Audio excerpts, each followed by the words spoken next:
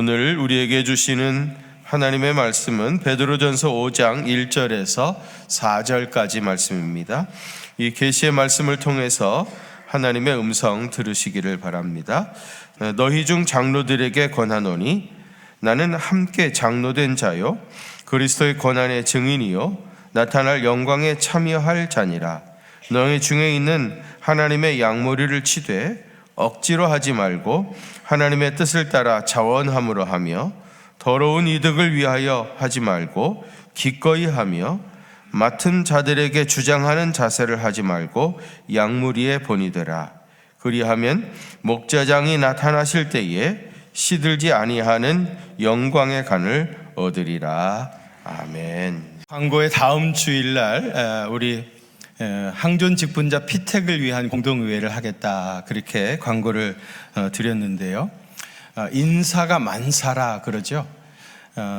교회의 직분자들을 세우는 것은 정말 우리 교회 미래를 결정하는 너무너무 중요한 일입니다. 이를 위해서 관심도 가져주시고 또 기도도 해주시기를 바랍니다. 우리가 이제 공동의회를 앞에 두고 보다 더 성숙한 선거 문화를 만들기 위해서 요즘 우리 당회에서 캠페인을 하고 있어요. 공명한 선거 캠페인인데요. 그 타이틀이 뭔지 아세요?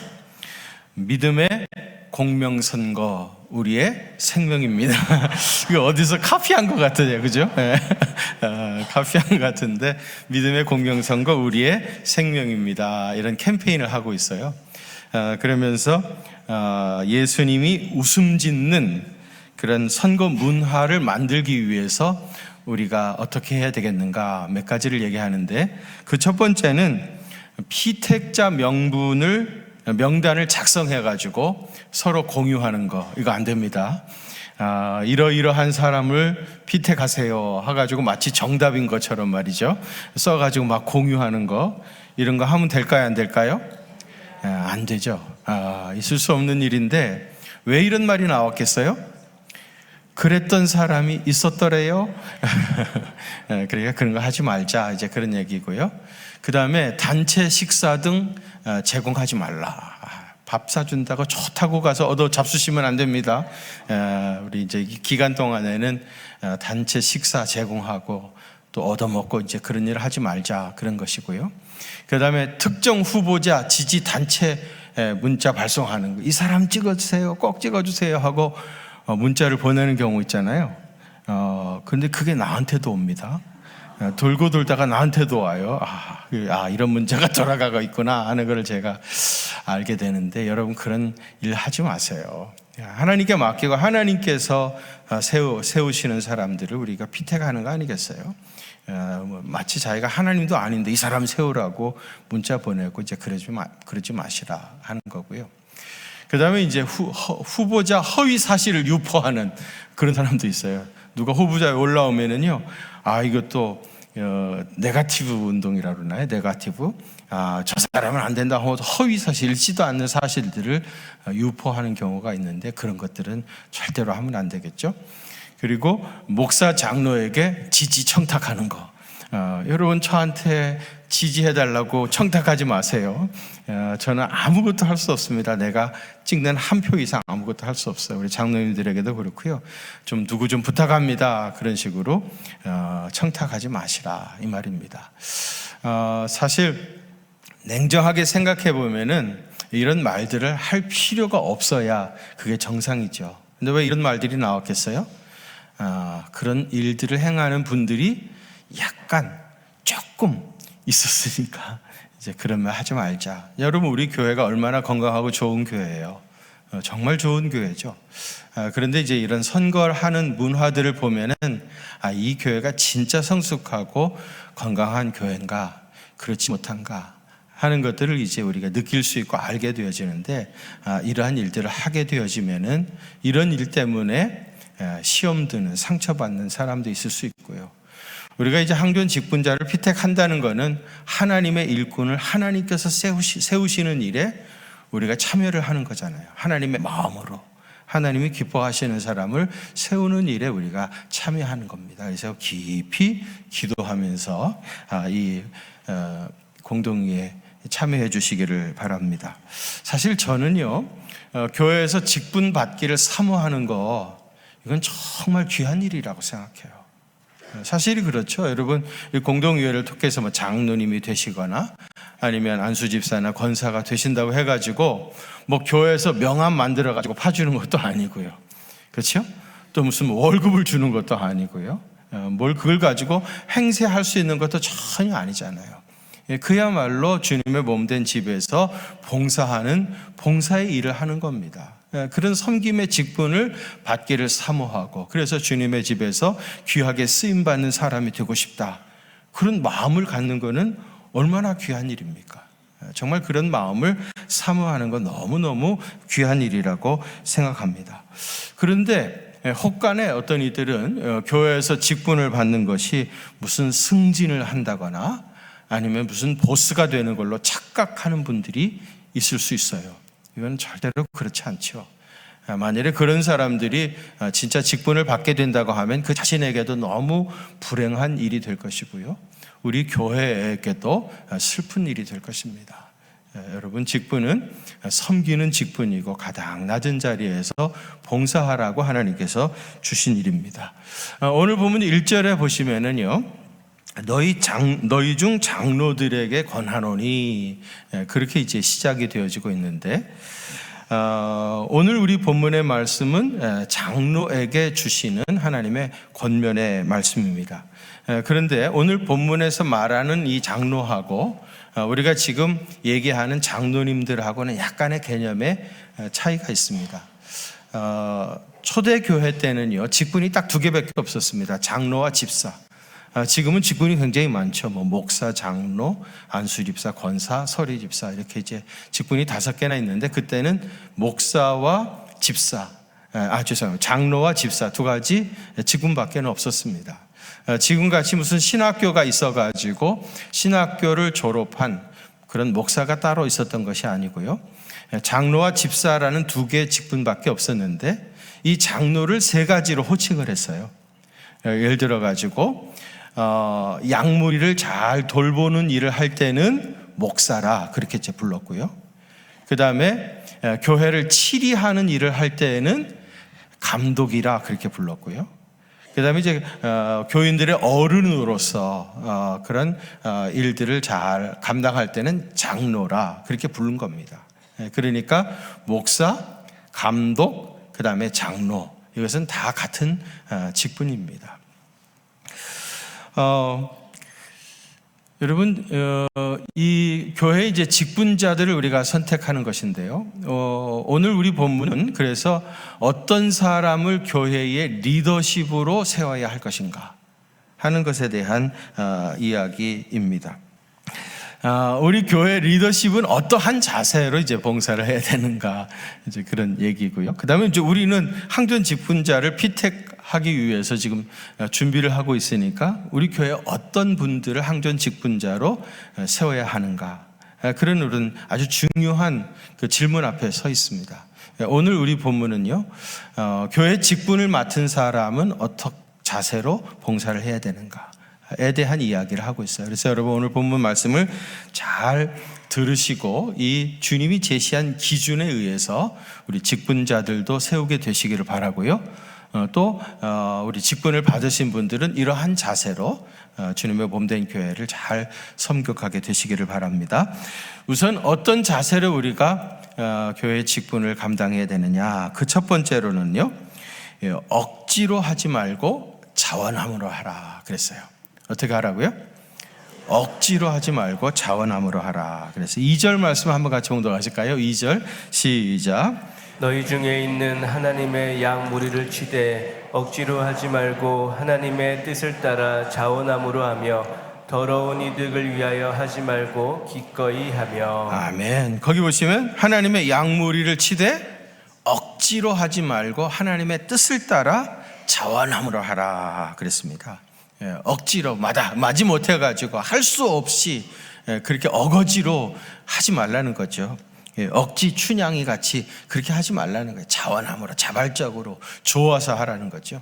누가 그러더라고요. 파출부도 말입니다. 파출부도 좋아서 일하는 사람하고 그렇지 않은 사람은요, 빗자루 나가는 속도가 다르답니다.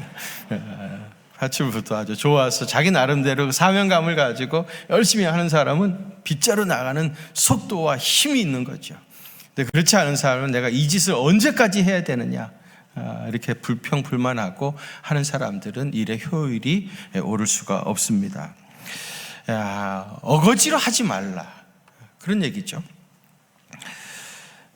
자원함으로 좋아서 하라는 것입니다. 제가 다른 교회 교인들한테 우리 경기중앙교회 부흥의 비결을 자랑할 때 늘 똑같은 얘기를 하는데, 우리 교회가 부흥하는 이유는 식당에 밥이 맛있어서 그렇습니다.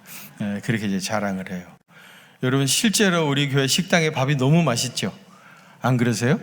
저는 정말 어디 가서 어느 식당에서 무슨 요리를 주문해서 먹는 것보다 우리 교회 밥이 제일 맛있어요. 정말로. 왜 우리 교회 식당에 밥이 맛있을까요? 주방에서 봉사하시는 분들이 다 1급 요리사 출신들이라 그럴까요? 아니면은 식재료를 최고급으로 써가지고 음식이 맛있는 걸까요? 제가 생각할 때는요, 주방에서 봉사하시는 분들이 너무 기쁨으로 봉사해서 그래요. 만약에 여러분, 사실 오늘도 이제 예배 마치면 식사하러 내려가시잖아요. 수백 명의 밥을 준비한다는 거는 육체적으로 굉장히 힘든 일이죠. 그런데 그 봉사하시는 분들이 너무너무 기쁘게 봉사하시는 거예요. 만일 여러분 진짜 힘들다고 입이 만큼 나와가지고 준비하신 음식을 얻어먹으면 그게 소화가 되겠습니까? 마음이 편하겠습니까? 그게 맛있겠습니까? 너무 기뻐서 봉사를 하시니까 음식도 맛있고 얻어먹는 사람도 너무 행복하고 편안하고 소화도 잘 되고 교회도 부흥하고 그러는 것이에요. 기쁨으로 봉사하는 것이 너무너무 중요합니다. 얼마 전에 우리 청소년부 아이들이 저 가평에서 수련회 한다고 그래가지고요, 제가 잠깐 격려하기 위해서 다녀왔습니다. 점심때를 맞춰가지고 일부러 갔죠. 왜 그랬을까요? 그 깊은 뜻을 아시는 분들은 아실 겁니다. 점심때 딱 맞춰가지고 가서 일단 점심 얻어먹고, 그리고 나서 이제 우리 청소년부에서 봉사를 열심히 하시는 어느 집사님하고 잠시 이제 티를 마시면서 이야기를 했는데, 제가 그 집사님한테 딱 그렇게 물었어요. 집사님이 열심히 봉사하시는데 아이들이 집사님을 좋아서 봉사하는 겁니까? 아니면 집사님의 아이들이 좋아서 봉사하시는 겁니까? 그렇게 딱 물었어요. 여러분, 질문이 너무 예리하지 않으세요? 벌써 딱 다르잖아요. 딱 물었어요. 그때 이분이 잠깐 생각하더니 둘 다인 것 같습니다. 그래요? 자기도 애들 좋아하고 아이들도 자기를 좋아하고 둘 다인 것 같다 그래요. 그래서 제가 그랬죠. 내가 보기에는 집사님이 애들을 더 좋아하는 것 같습니다. 그랬더니 이분이 금방 그런 것 같습니다. 그리고 꼬리를 내리시더라고요. 자기가 아이들이 너무 좋은 거예요. 기쁨으로 봉사하니까 아이들이 따르는 것이고요. 그래서 우리 청소년부에 지금 놀라운 부흥이 일어나고 있습니다. 기쁨으로 자발적으로 좋아서 하다 보니까 생각지도 못했던 열매들이 나타나게 되는 것입니다. 여러분, 좋아서 기쁨으로 자발적으로 봉사하면요, 객관적으로는 어려운 일인데 그것을 쉽게 할 수 있어요. 이 기쁨이라고 하는 건 굉장한 에너지거든요. 엄청난 에너지를 사역을 하면서 공급을 받기 때문에 객관적으로는 굉장히 힘들고 어려운 일이지만은 그걸 충분히 감당할 수 있는 거예요. 또 기대했던 것보다 훨씬 더 좋은 결과를 맺을 수가 있어요. 자기는 좋아서 열심히 기쁨으로 사역했는데 생각보다도 훨씬 더 좋은 열매들이 나타나게 되어지고요. 또 기쁨으로 자발적으로 봉사하게 되어지면 사역을 하고 나서 자랑을 하거나 또 그것 때문에 시험 들거나 그럴 일이 없어요. 내가 했는데, 내가 죽을 고생하면서 했는데 아무도 안 알아주지 않더라, 이런 말을 할 이유도 없죠. 자기가 좋아서 기쁨으로 사역하니까 자랑하지도 않고, 그 다음에 그것 때문에 시험 드는 일도 없고요. 또 기쁨으로 사역을 해야 묵묵히 오랫동안 몇십 년씩 그 자리를 지키면서 사역할 수 있는 이유도 자발적으로 기쁨으로 하기 때문에 그런 겁니다. 여러분, 주님의 몸된 교회에서 직분을 맡아 봉사하는 사람은 억지로 하지 말고요, 자발적으로 기쁨으로 봉사해야 돼요. 여러분, 기쁨으로 봉사하시길 바랍니다. 자발적으로 사역하시길 바랍니다. 그 다음에 두 번째로는요, 더러운 이득을 위하여 하지 말라 그랬어요. 어떻게 하라고요? 더러운 이득을 위하여 하지 말라 그랬어요. 교회에서 봉사하는데 더러운 이득을 위해서 하는 사람이 있을까? 그런 생각을 할 수가 있는데, 그런 사람이 있으니까, 교회도 그렇고 지금도 그렇고 옛날에도 그렇고 그런 사람이 있으니까 더러운 이득을 위하여 하지 말라, 그렇게 말씀한 거 아니겠습니까? 여러분, 교회에 와서 교인들을 대상으로 더러운 이득을 취하려고 하는 사람이 있다면 말이 될 일입니까, 여러분? 여러분, 옛날에 교회를 다니다가 교회를 떠나서 다시는 교회에 오지 않는 사람들을 가나안 교인이라 그래요. 이 사람들은 자기도 신앙이 있답니다. 교회만 안 나오는 거지 믿음이 있다고 생각하는 사람, 안 나가, 그래서 가나안 교인입니다. 이 사람들이 무려 200만 명이나 돼요. 교회를 떠난 사람이 200만 명이나 됩니다. 근데 여러분, 그 많은 200만 명이 교회를 떠나게 되어지는 여러 가지 이유가 있겠죠. 그 중에 제일 많은 게 뭔지 아세요?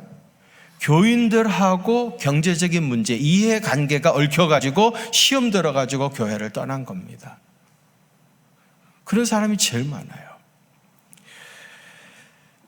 교인들 간에 어떠한 이유이든지 간에 뭐 돈을 빌려달라고 한다거나 빌려주거나 이런 거 하면 안 됩니다. 제가 전에도 여러 번 말씀을 드렸는데, 그렇게 되어지면 반드시 어떻게 되는가 하면 그 돈 잃습니다. 돈 잃어버립니다. 받지 못해요.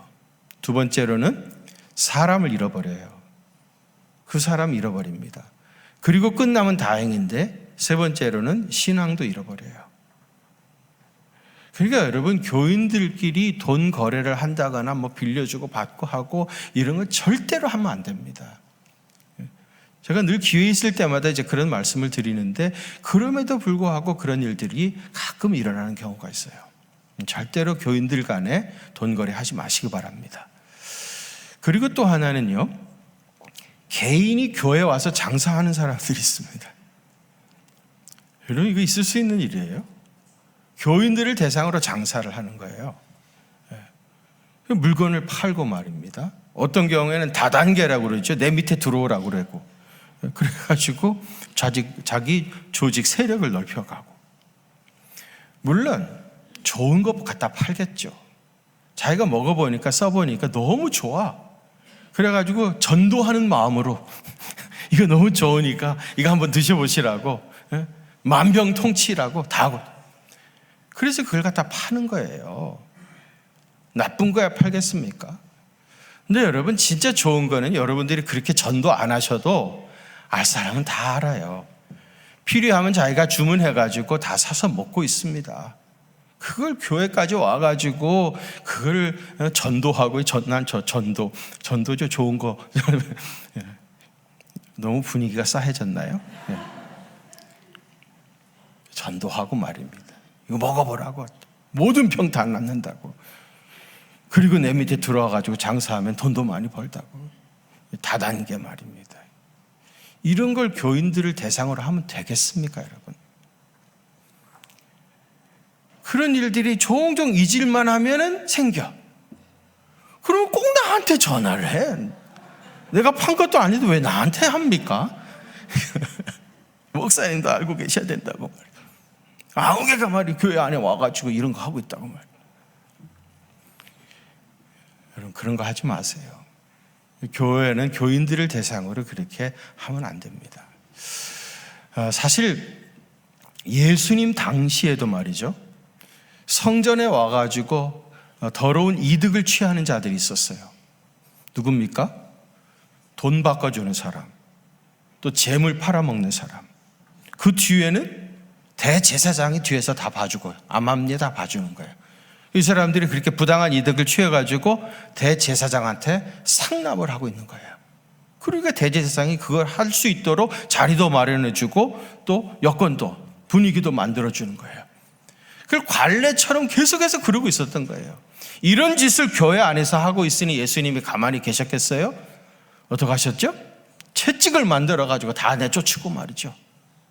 그러시면서 거룩한 하나님의 기도하는 집을 장사꾼들의 구렬, 소굴로 만들어버렸다고.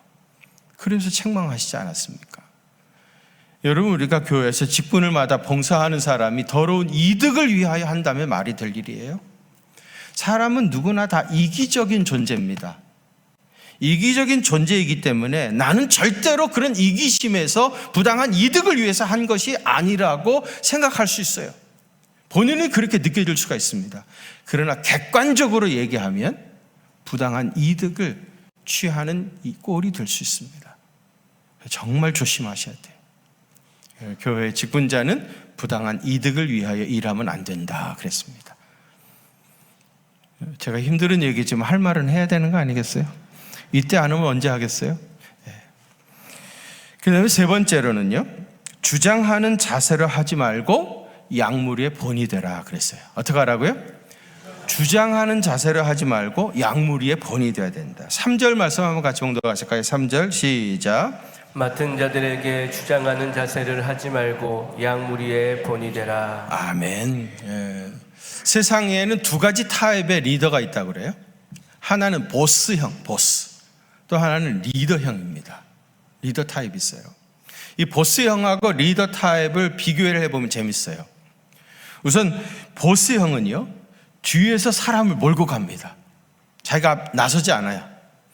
근데 리더형은 참 리더는 뭡니까? 자기가 앞장서서 솔선수범을 하면서 사람들을 이끌어가는 사람이 리더입니다. 보스는요, 부하들을 짓누르러요. 억압합니다. 그러나 리더는 아랫사람들을 칭찬하고 자꾸 이렇게 지켜 세워주는 거예요. 그래서 아랫사람들이 신이라 가지고 열심히 일할 수 있도록 그런 분위기를 만드는 사람이 리더입니다. 보스는요, 나만 따르라. 다른 사람 말 듣지 말라. 너희들의 생각도 필요 없다. 내가 시키는 대로만 하라. 나만 따르라고 그렇게 강요를 합니다. 그러나 리더는요, 사람들과 늘 함께 합니다. 여러분들의 생각을 존중하고 그들의 뜻을 따르려고 하고, 그래서 모든 생각을 하나로 엮어가는 사람이 리더입니다. 보스는 늘 습관적으로 나라고 하는 말을 많이 써요. 자기 중심적인 겁니다. 항상 자기가 제일 중요해요. 그러나 리더는 뭐예요? 나라는 말 대신에 우리, 언제나 우리가 하나, 항상 함께 하려고 하는 우리라고 하는 말을 많이 사용하고요. 보스는 가라, 하라, 이런 명령, 이런 얘기들을 많이 해요. 그러나 리더는 갑시다, 우리 같이 합시다, 그런 얘기들을 많이 하게 되어집니다. 오늘 보면 3절의 표현을 빌리자면, 보스는 주장하는 자세로 일을 하는 사람이라면 리더는요, 양무리의 본이 되는 사람이에요. 여러분, 리더와 보스의 차이를 한마디로 말하면 뭡니까? 리더는 섬기는 사람이고요, 보스는 군림하는 사람입니다.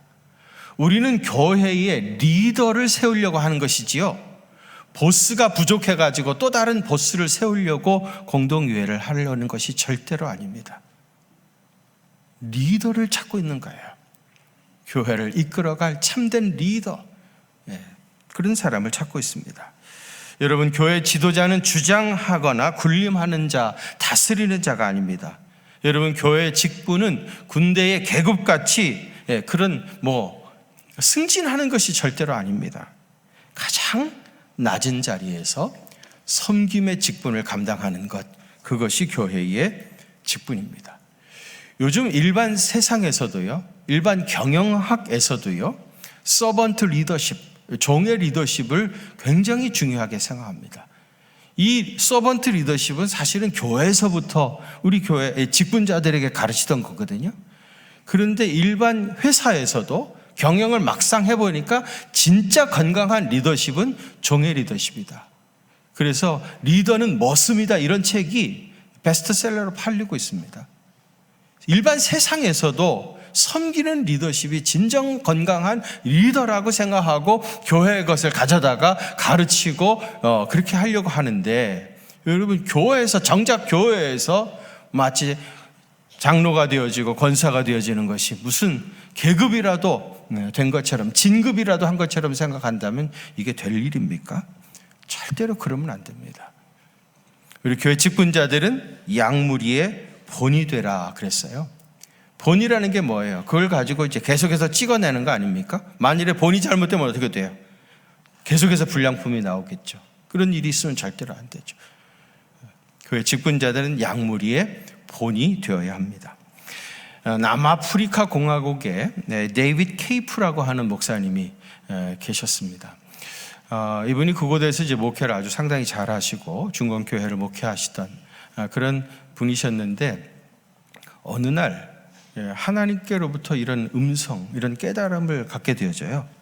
너는 거리로 나가서 사람들의 발을 씻겨라. 그런 음성이 들려옵니다. 너무 생각지 못했던 그런 하나님의 음성을 듣고 이게 무슨 뜻인가?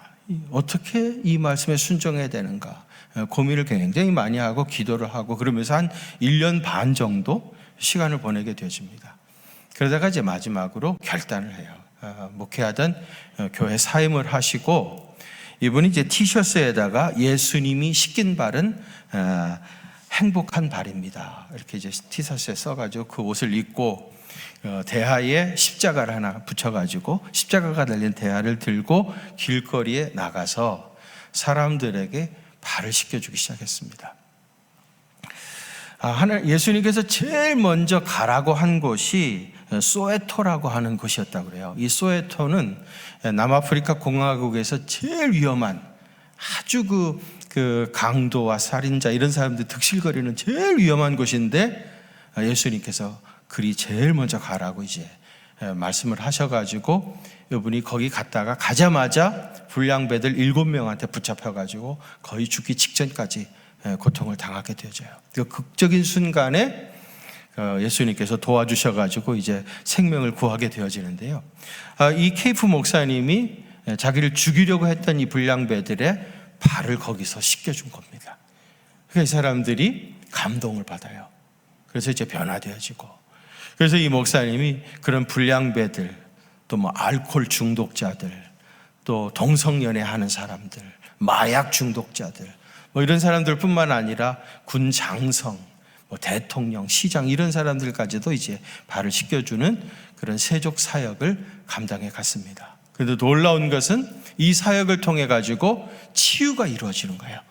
병도 고침을 받게 되어지고, 또 그 중독에서 이제 벗어나게 되어지고요. 또 가정이 회복되어지기도 하고, 그런 놀라운 역사들이 나타나기 시작했던 겁니다.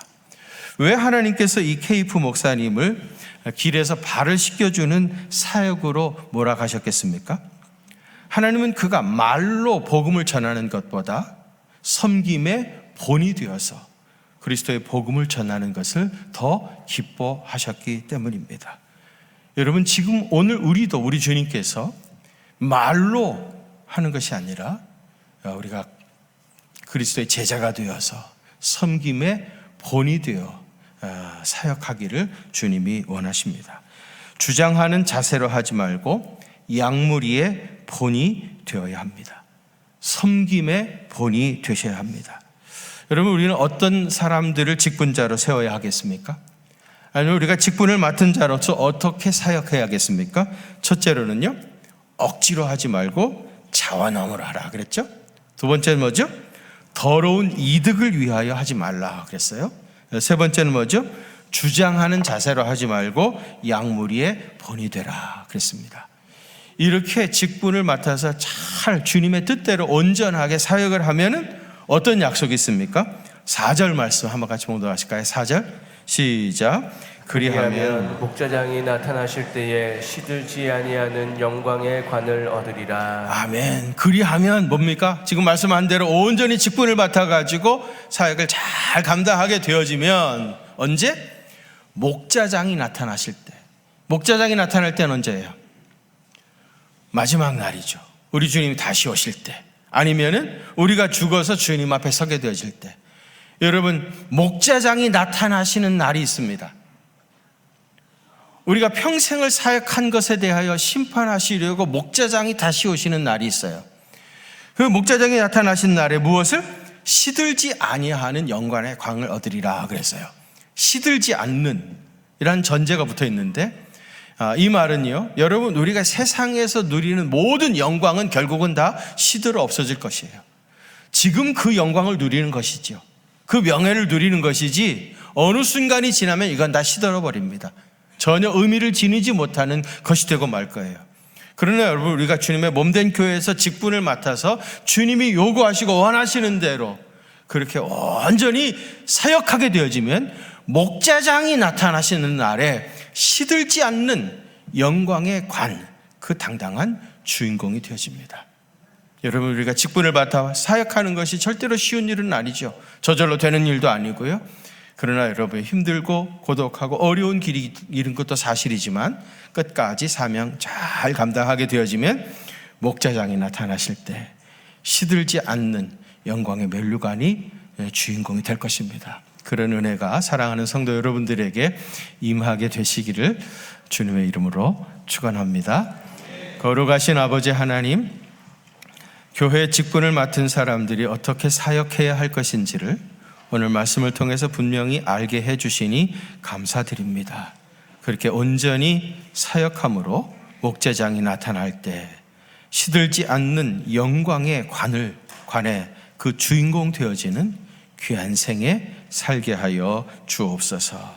이제는 교회의 머리가 되시는 우리 주님 예수 그리스도의 그 크신 은혜와 하나님 우리 아버지의 무한하신 사랑하심과 성령님의 위로하심과 교통하심이 우리 경기중앙교회 사랑하는 성도들과 또 저들의 가정과 그 생업의 현장들 위에 이제로부터 영원토록 함께 계시옵기를 간절히 축원하옵나이다.